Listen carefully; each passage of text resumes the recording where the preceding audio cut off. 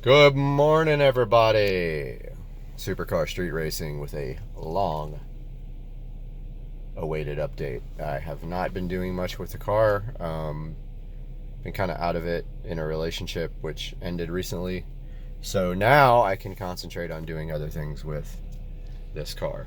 So it's going to be a multi-part video. When the video runs out, I'll start a next part. But what we're here for is the Avin E90 Android navigation system.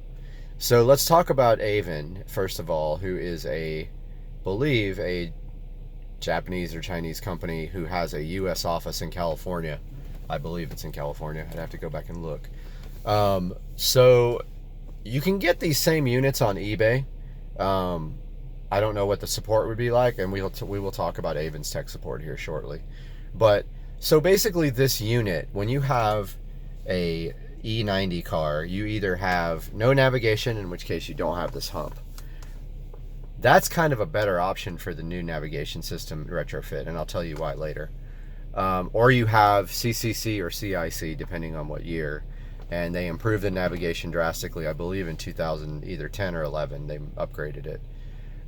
But they have a replacement for either one. So basically what you're doing here is you're removing this screen completely. You get a whole brand new screen. It's more than double the resolution of the original screen, and it works with the factory BMW navigation system. So you get the best of both worlds here. You get to keep your old factory nav, and you get to get an upgraded modern Android head unit. And the way this works is your screen is up here. Let's not confuse that for your navigation system. That's the screen. Your navigation unit is right here, okay? So the cabling goes between here and the screen. And to install this unit, you have to first of all, you have to pull this trim, pull the screen out with 2 screws, pull this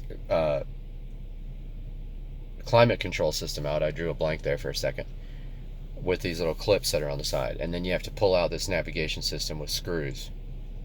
They give you a pass-through cable. Basically, it's not a cable, it's more like a wiring nightmare.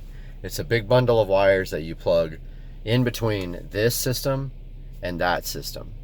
This is now one unit. This has the CPU and the screen all in one box. So everything is included in here now. You take out the wire out of the back of this, you plug it into the harness, then you plug the harness into the back of this.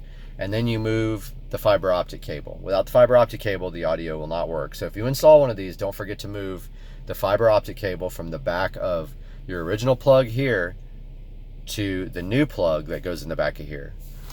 So let's talk about the difficulty of installation. This video will probably end soon, and I'll start another part. Difficulty to install. This is very incredibly difficult to install. There's a couple of reasons for that.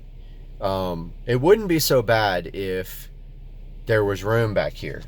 There's absolutely no room back here for the wiring harness. And when I say no room, I mean no room. The fact that this is mounted in here now and working is a miracle, because I sat there for an hour and a half trying to figure out how to get that wiring harness behind here and put this back in. It's so much wires.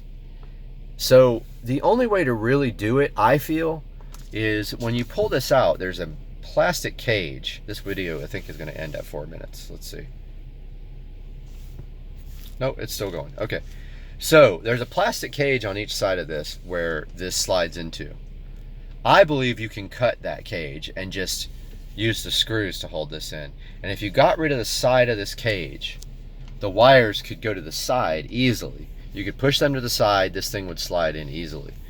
I didn't try that. I didn't want to cut that at that point. I was about to. I had almost given up on it. The problem is if you're going to cut that, if you don't do it while it's in the dash, it's kind of hard to remove that cage. You got to take a lot of stuff out right here. Okay. The other thing is when you get this unit, make sure you get the GPS splitter.